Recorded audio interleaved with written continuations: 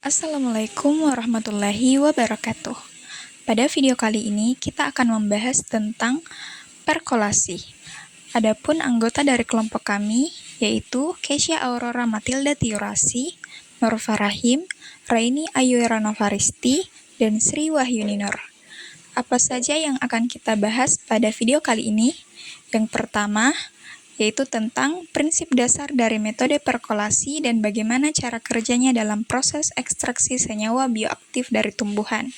Yang kedua, faktor-faktor apa saja yang mempengaruhi efisiensi ekstraksi senyawa aktif melalui metode perkolasi dan bagaimana pengaruhnya terhadap kualitas ekstrak yang dihasilkan.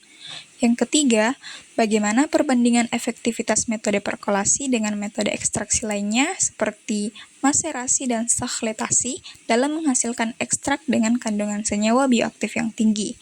Yang keempat, bagaimana cara optimalisasi parameter perkolasi untuk meningkatkan rendemen dan kualitas ekstrak. Dan yang terakhir, apa saja aplikasi praktis dari metode perkolasi dalam industri farmasi dan herbal, serta dampaknya terhadap pengembangan produk berbasis tanaman. Baik, langsung saja kita bahas apa itu perkolasi.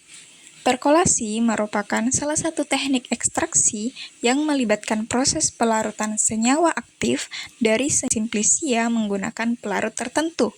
Proses ini dilakukan dengan mengalirkan pelarut secara perlahan melalui serbuk simplisia yang telah dibasahi sebelumnya. Prinsip dasar dari perkolasi yaitu memanfaatkan gaya gravitasi untuk memastikan pelarut dapat meresap secara merata ke seluruh bagian simplisia sehingga senyawa aktif dapat larut secara optimal.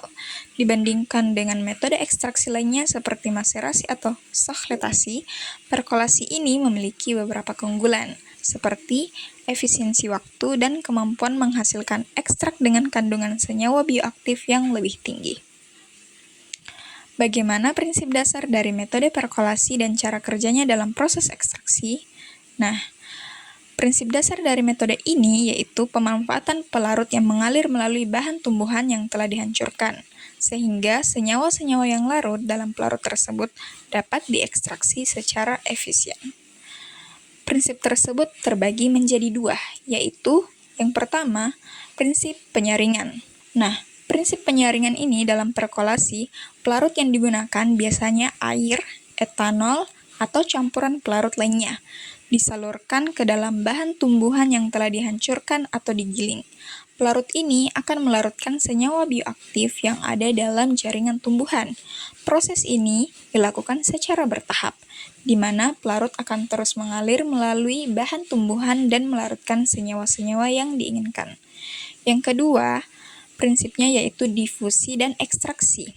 Selama perkolasi, senyawa bioaktif akan berdifusi dalam pelarut, dan senyawa tersebut akan terkumpul di dalam pelarut yang mengalir melalui bahan tumbuhan.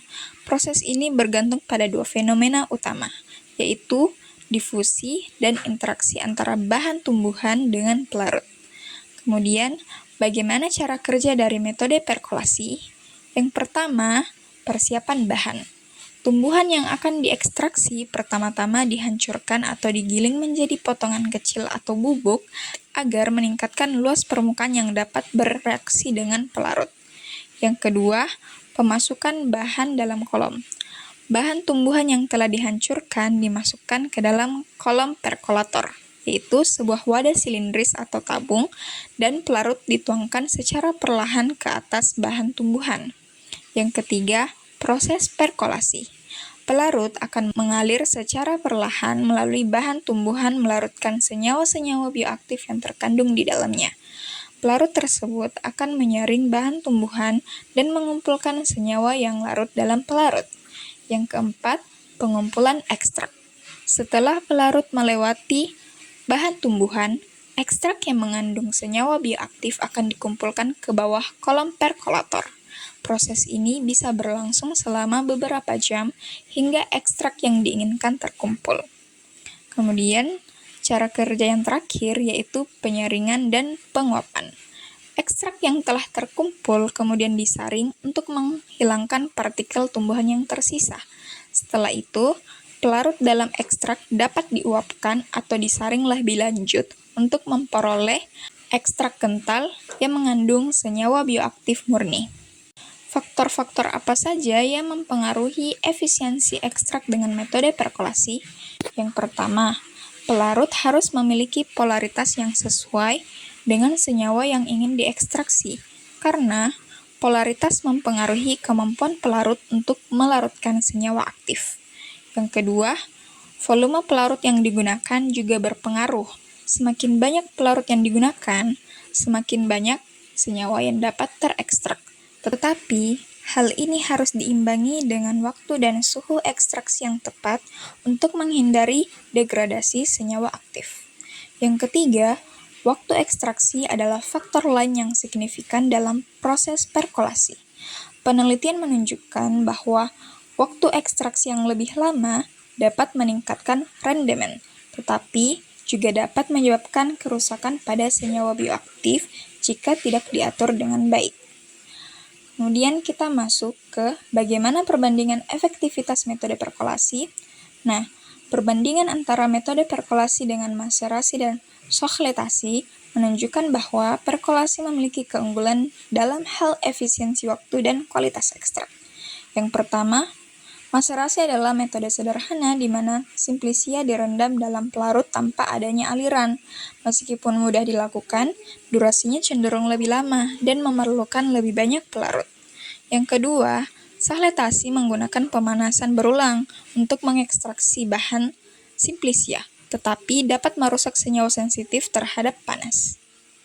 Sementara itu, perkolasi digunakan pada suhu rendah sehingga menjaga stabilitas senyawa aktif dari simplisia. Kemudian, bagaimana optimalisasi parameter perkolasi untuk meningkatkan rendemen dan kualitas ekstrak?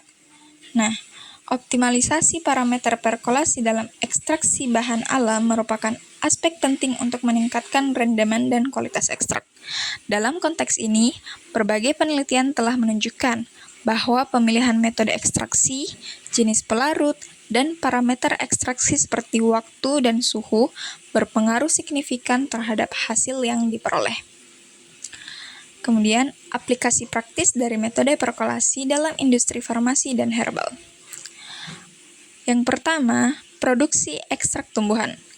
Perkolasi digunakan untuk mengekstraksi senyawa aktif dari tanaman, seperti alkaloid, flavonoid, dan saponin, yang memiliki aktivitas farmakologis. Proses ini memastikan konsentrasi senyawa bioaktif yang optimal dalam ekstrak.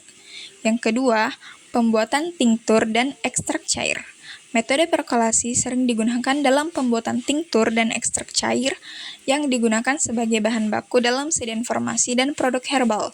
Proses ini memungkinkan pemisahan komponen aktif dari bahan tanaman secara efisien. Yang ketiga, pengembangan produk herbal.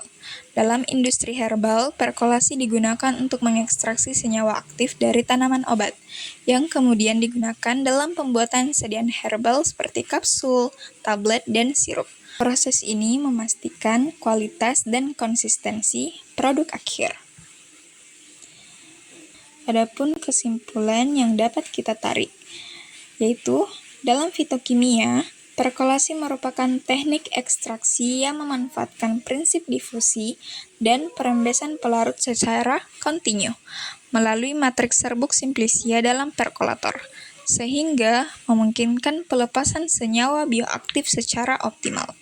Metode ini menghasilkan ekstrak dengan konsentrasi tinggi karena adanya kontak yang berkelanjutan antara pelarut dan material tumbuhan, dan meningkatkan efisiensi pelarutan senyawa fitokimia seperti alkaloid, flavonoid, dan saponin.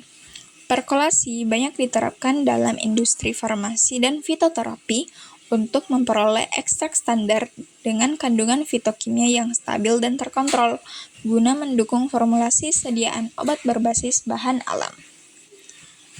Baik, cukup sekian video presentasi tentang materi perkolasi. Mohon maaf apabila ada kesalahan kata. Wassalamualaikum warahmatullahi wabarakatuh.